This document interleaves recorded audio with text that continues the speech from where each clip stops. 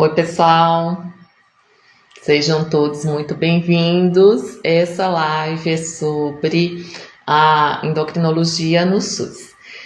Bom, meu nome é Suzana Vieira, sou endocrinologista. Eu vou falar um pouco aqui da minha relação com o SUS, né, o Sistema Único de Saúde, o sistema público.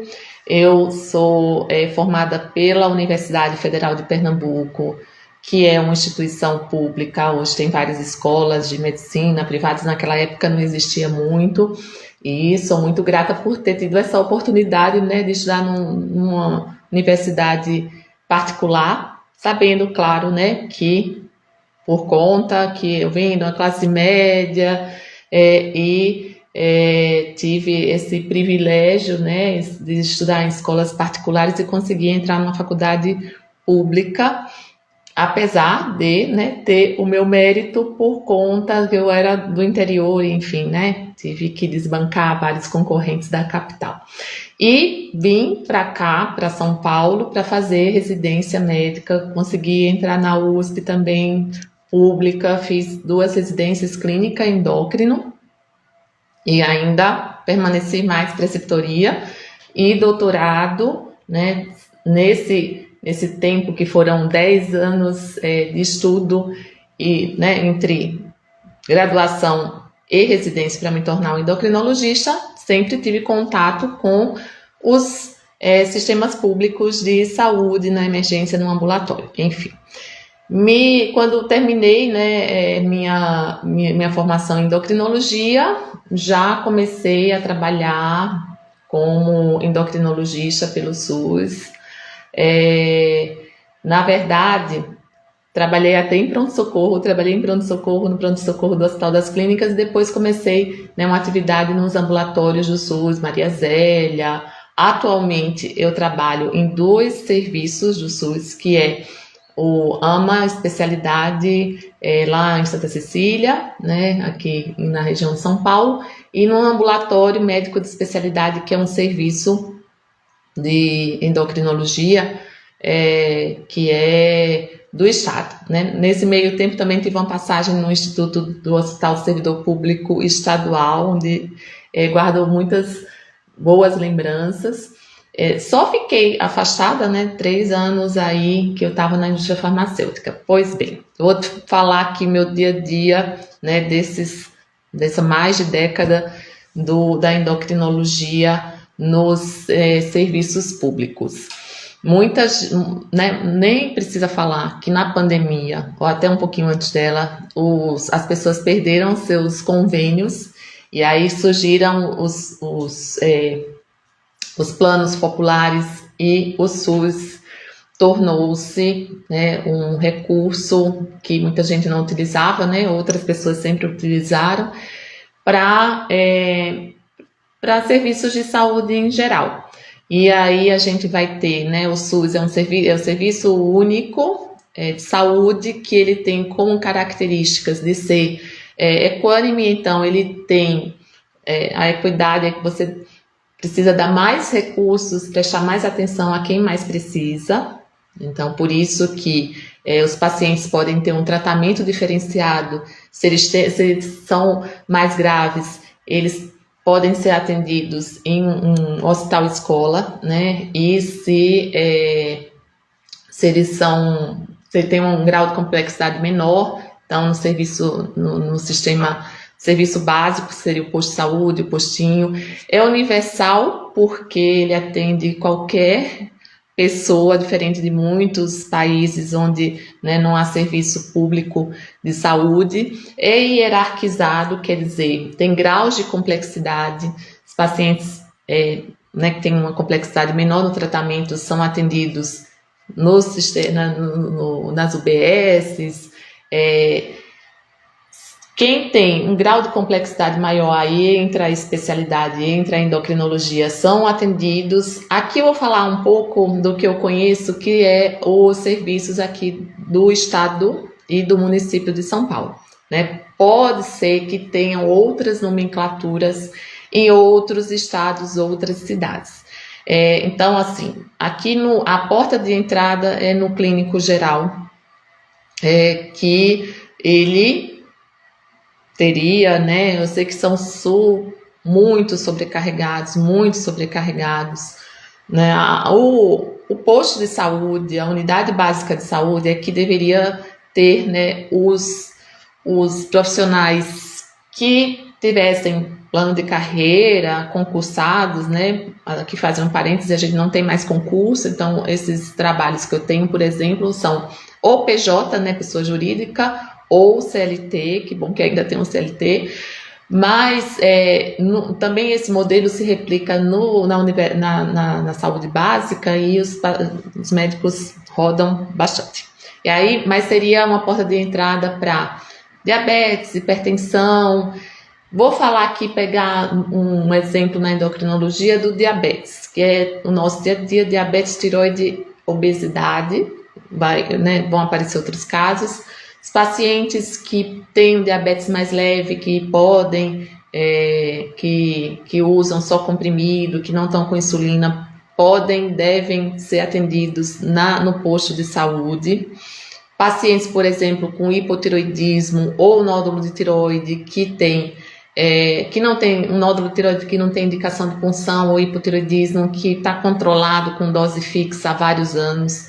O clínico geral tem total competência e é autorizado a acompanhar esses pacientes. Tomando o exemplo aqui do diabetes, né? Gente, sejam bem-vindos, né? Se vocês quiserem aqui mais lançar alguma pergunta, fiquem à vontade. Então, pegando o exemplo do diabetes, se o diabetes ele já está mais complicado, diabetes tipo 2, está em uso de várias doses de insulina, ele passa para um estágio de necessidade de especialista, que no caso o endocrinologista. O endocrinologista ele vai estar nos ambulatórios de especialidade, né, sejam eles municipais ou estaduais, e, vai receber aquele paciente, vai ver a complexidade. Pode ser que, recebi um paciente encaminhado do posto de saúde do clínico, mas julgo que o caso é de baixa complexidade, eu posso devolver para o posto de saúde, né? Então, assim, aqui entra uma pequena, grande frustração dos pacientes que chegam querendo muito serem atendidos por um especialista, porque o caso deles pode ser devolvidos para o posto de saúde. É diferente de um paciente, por exemplo, de uma pessoa de convênio ou particular que pode agendar vários especialistas simultaneamente, né? Não precisa de encaminhamento. Ele vai lá e marca na agenda, não tem nenhuma burocracia, se ele tiver, né, recursos ilimitados ou se ele tiver um convênio que permita tudo isso.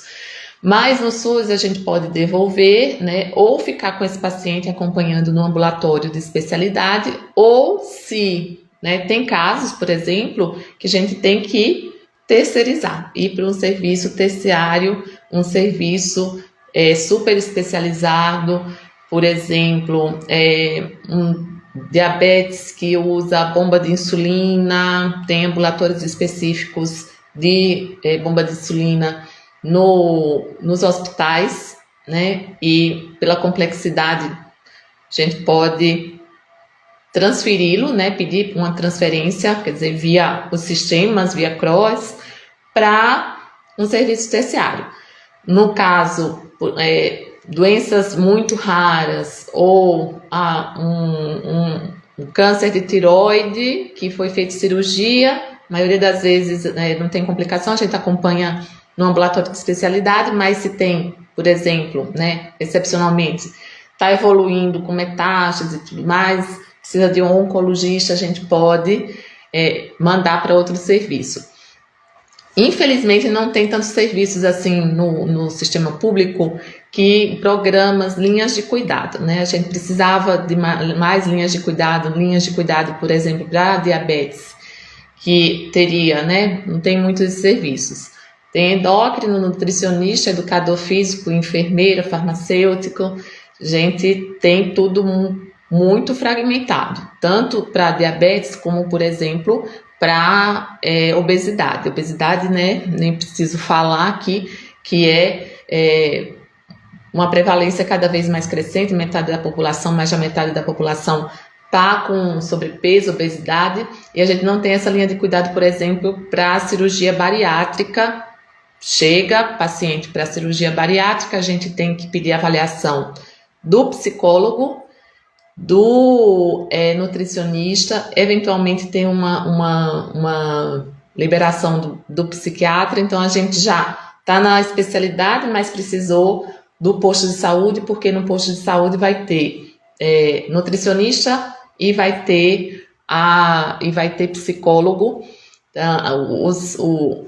Essas linhas de cuidado são muito fragmentadas, né? Assim, de programas específicos que eu me lembro aqui, né? Talvez tenha outros. Tem, por exemplo, de hormonização, né? Para as pessoas trans, então tem serviços específicos e até prédios específicos. Lá na Santa Cecília tinha, mas já está sendo encaminhado para um outro prédio que vai cuidar desses pacientes, né? Então a gente, né, fica com os pacientes no ambulatório do SUS, de especialidade, com os pacientes de média complexidade, alguns pacientes de alta complexidade que a gente consegue dar conta, e nos pacientes de altíssima complexidade, né, já que o sistema é hierarquizado, a gente transfere, geralmente vai para um serviço de hospital-escola, que nesses hospitais-escola, né, na residência a gente passa, tem grupos específicos para cada doença. As pessoas, né, os médicos que estão lá gerenciando, geralmente tem docência, pós-graduação, naquela doença específica. Então tem o grupo de neuroendócrino, o grupo de diabetes, o grupo de doenças osteometabólicas.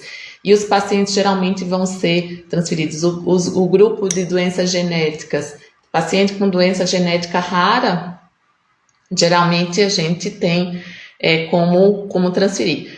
É bastante difícil transferir pacientes com doenças comuns, mas que o paciente é mais grave. Por exemplo, paciente que precisa de cirurgia bariátrica, né, fica um tempão na fila.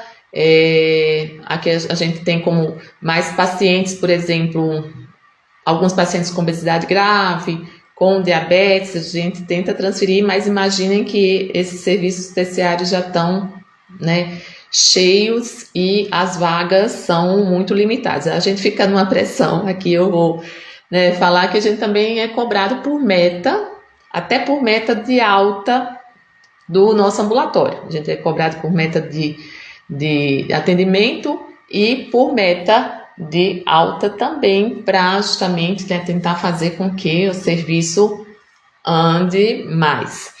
E por último, né, a gente teve a equidade, a hierarquização e a regionalização. Aqui, por exemplo, né, em São Paulo, tem os serviços estaduais que atendem as prefeituras ao redor, né? Um dos serviços que eu atendo é estadual, né, de média complexidade, e chegam casos de alta complexidade e a gente tem que encaminhar para outros serviços. E aí chegam muitos pacientes, por exemplo, Guarulhos, Mogi, e aí cada cidade, né, vai ter, cada grande centro vai ter suas cidades que atendem, né, Mariporã. Então os pacientes são atendidos lá e às vezes são devolvidos para os locais ou são encaminhados para outro serviço de maior complexidade. E no SUS a gente tem também, né, assim, assistência farmacêutica. A gente tem muitas medicações que estão no RENAME. RENAME é Relação Nacional de Medicamentos Essenciais. Nem toda medicação está no RENAME, né? Quer dizer, nem toda medicação que está no mercado, que você vai lá na farmácia, está disponível no SUS, mas a gente tem um arsenal bastante grande, né? E dentro dessa lista base, dentro dessa lista vai ter o REMUME, que é a relação municipal, então, dessas que estão aprovadas, né, pela Anvisa e foram incorporadas no SUS.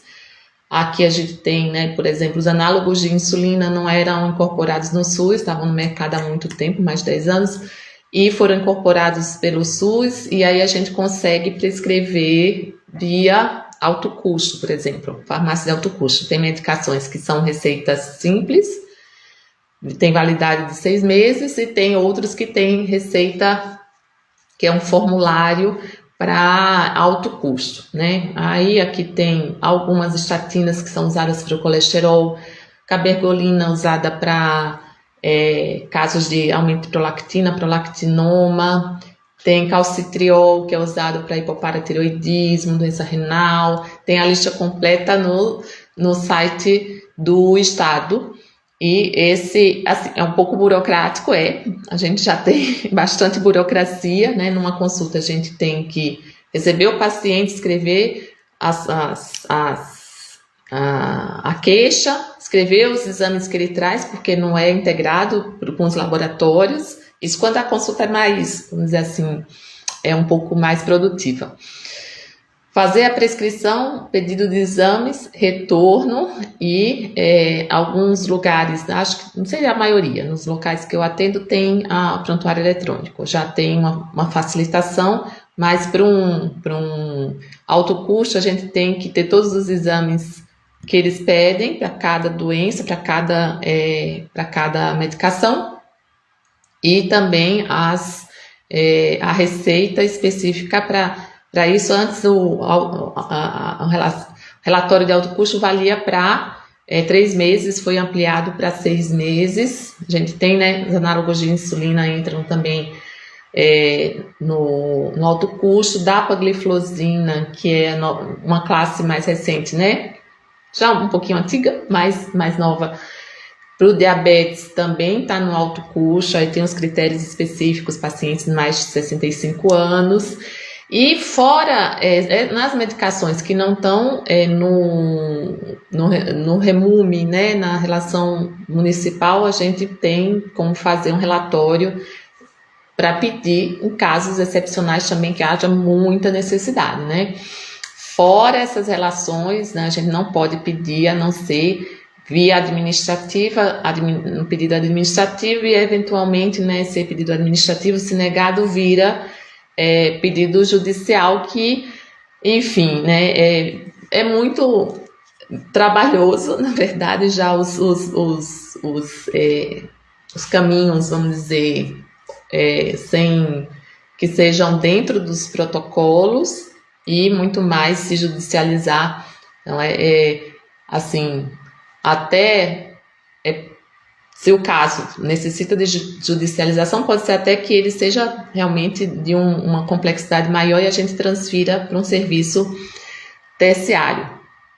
E, assim, tem outros programas, né, específicos para cada doença. Diabetes tem a automonitoramento glicêmico, que dá as fitinhas, aparelho para os pacientes que precisam de monitorização, que está restrito basicamente aos pacientes que precisam de utilizar insulina. Gente, alguma pergunta até aqui? Eu acho que eu não perdi nenhuma. O pessoal está tímido com perguntas aqui.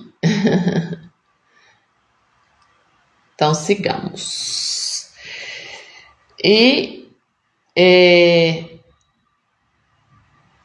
Tá. Então, assim, no SUS a gente atende nesses ambulatórios de especialidade, né? Também tem um tempo bastante restrito, mas talvez não muito diferente do que se tem nos convênios aí. A gente tem que atender, em média, 30 pacientes num período de 10 horas, vai dar mais ou menos 15 minutos para cada paciente. E como se a gente consegue...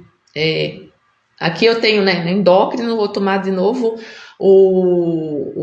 os exemplos, né, mais comuns. Diabetes eu posso encaminhar livremente para oftalmologia, para fazer mapeamento de retina. Então, geralmente fica dentro da especialidade. Se precisa, por exemplo, de nefrologista, o paciente tem diabetes e doença renal crônica, eu posso transferir também, né? O que é muito comum paciente pedir encaminhamentos que a gente não consegue fazer. Ou se a gente consegue fazer, né, a gente meio que se fizer tá furando uma fila. Por exemplo, pacientes que pedem para ir para ginecologia. Ginecologia é como clínico geral. Ginecologia teria, né, porta aberta. Inclusive dá para pedir aqui em São Paulo num aplicativo chamado Agenda Fácil.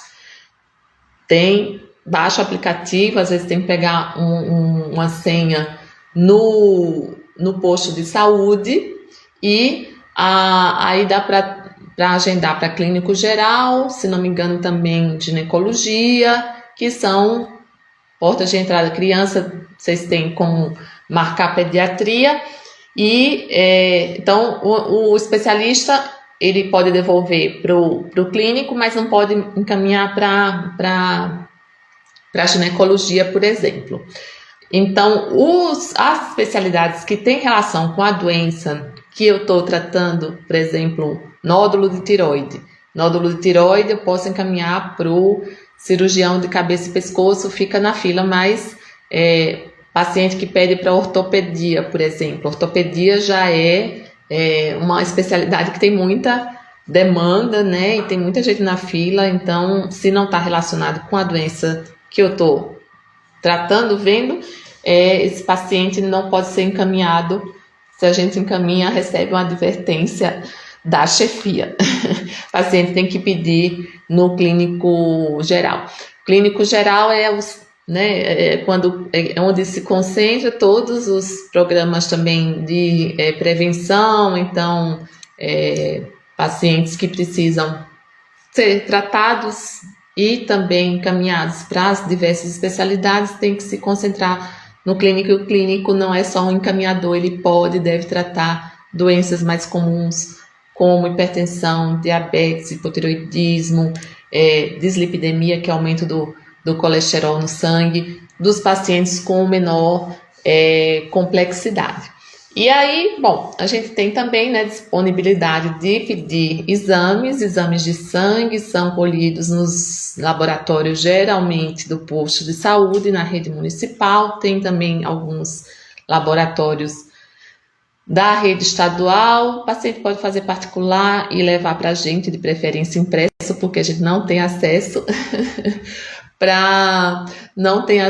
aos laboratórios, né, os dados, na maioria das vezes, excepcionalmente a gente tem, mas vai ser bem fragmentado, então é preferível que ele traga exames e outras coisas que forem pertinentes à consulta de retorno. E então a gente pede os exames, pode também pedir outros exames mais específicos, ultrassom de tireoide, pedir cintilografia, pedir tomografia, né? Assim, tem exames que não são da nossa especialidade, a gente não pede, né? Se for o caso, a gente encaminha. Exames cardiológicos mais específicos, a gente precisa, né? Já que são mais específicos, talvez o paciente seja de maior complexidade. E assim, em geral, eu sou suspeita porque, enfim, eu saí do SUS, o SUS não saiu de mim e eu voltei para o SUS, né? Eu tive esse período que eu fiquei fora e depois eu voltei. Eu até falei aqui num post anterior, né, porque que eu não atendo convênio. Atendi convênio aqui no consultório uma parte do tempo, mas por que eu não atendo convênio, né? Porque eu acho que esse alinhamento de expectativas, o paciente está pagando caro pelo convênio e espera que o médico atenda assim, de uma forma proporcional ao que ele paga, né?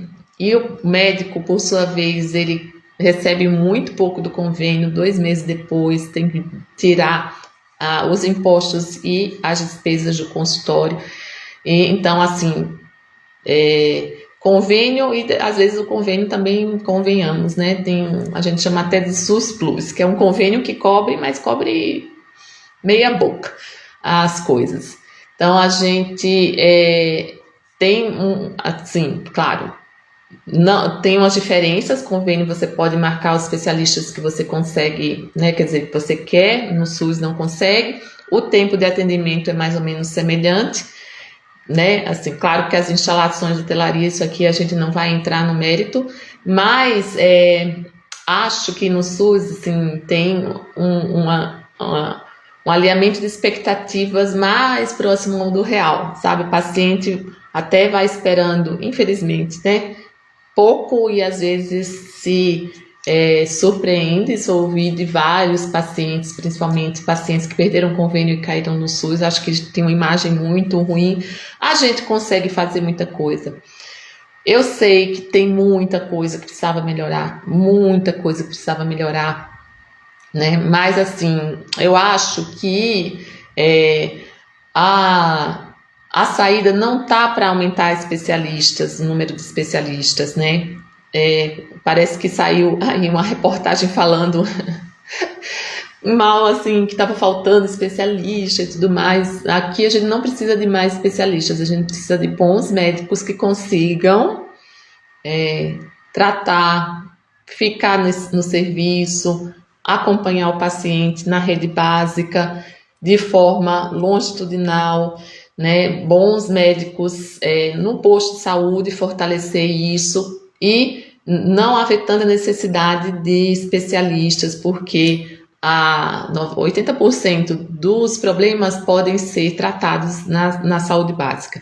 Muita gente quer um especialista, quer, né? Então, mas a gente tem que aí equiparar com a quantidade de recursos e recursos humanos. Então, muitas vezes, maioria das vezes, vai ser tratado no posto, né? Deve ser tratado no posto. O especialista fica para os casos de média e alta complexidade, assim que deveria funcionar. Falta linhas de cuidado específicas para obesidade, para diabetes, para várias coisas, né? Tem outras linhas que são mais definidas. Isso depende muito também do engajamento dessas populações, né? Que da população trans eles conseguem, porque eles são muito ativos no sentido de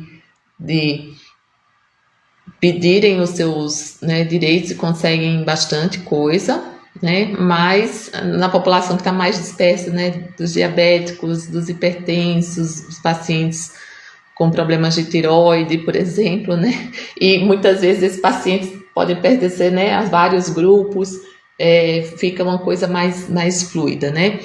E assim, na obesidade, né? A obesidade não está a redução da obesidade, na verdade, não passa por especialista nem tratamento medicamentoso, passa por políticas públicas. Então, vem tudo muito assim, de fortalecer o serviço de saúde público básico, o serviço de segurança pública, o serviço de assistência social e tudo mais para que os pacientes adoeçam menos. E se adoecerem, que eles não compliquem, né? Para não sobrecarregar aí todo o sistema. Gente, deixa eu ver, eu acho que eu tô terminando aqui, né? E aí eu queria falar, assim, que até por conta do blog, né? Tem minha experiência no SUS e tudo mais. Tem muita gente que entra em contato comigo achando que eu atendo pelo SUS no consultório. Não atendo pelo SUS no consultório, né? O SUS eu atendo nos serviços, e aí eu recebo pacientes que a regionalização, né, o encaminhamento do posto e tudo mais, pacientes não podem chegar lá e dizer, né, assim, eu quero passar com a doutora Suzana nesse serviço. Isso tudo depende do fluxograma dos serviços aí que eu atendo, né? Então, mas o blog fez 6 milhões, né? Atingiu 6 milhões de acessos. Então, muita gente vê que eu atendo no SUS e acha que eu atendo no SUS aqui no consultório. Não atendo, mas abri uma agenda específica para casos que estão fora do meu território de atendimento, né? Às vezes fora aqui da cidade de São Paulo, que dependem do SUS, né? Então, preferencialmente que realmente sejam usuários do SUS, para uma agenda com preço diferenciado e tive, né, algumas experiências bem gratificantes que a gente, né, vê que o paciente realmente precisa de um especialista, de um olhar de um especialista, embora não possa deixar a retaguarda do seu tratamento no posto de saúde, mas que um olhar do especialista naquele momento pode fazer grande diferença. Tem aí uma agenda específica para esses pacientes, né? Então, a gente geralmente compartilha quando o paciente entra em contato por WhatsApp, aqui no WhatsApp do consultório. Gente, eu acho que estamos chegando aqui ao final, né, da live. E aí eu queria agradecer muito a presença de vocês. Não houve perguntas, né? Então eu respondi algumas perguntas aqui, ou foi muito esclarecedor, o pessoal ainda tá se ambientando, né? Com essas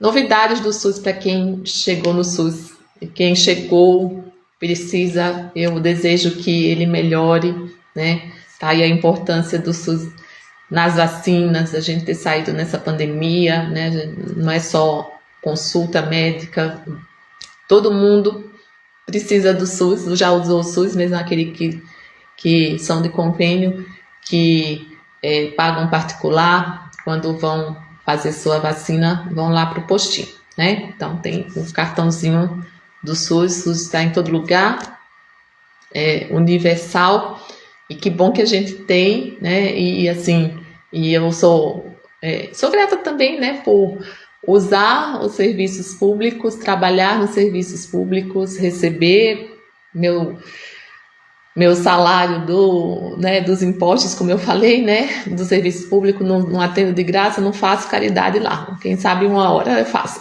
no momento não estou podendo.